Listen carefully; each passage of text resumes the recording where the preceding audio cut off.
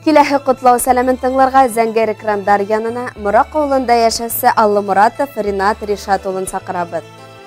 Бүген безнең кадерле улыбыз, тормыш иптәшем, кустыбыз Аллымуратов Ринат Ришат улының күркәм байрамы туган көне. Кадерлебезне байрамы менән котлап, иң изге теләкләребезне җиткерәбез.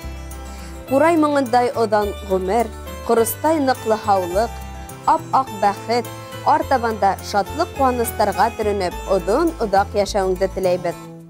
Ак бәхеттәр һиңә юлдаш булһын, күтәренке булһын күңелең. Һаулык бәхет куаныста гына гөрләп үтһен бөтә гомерең.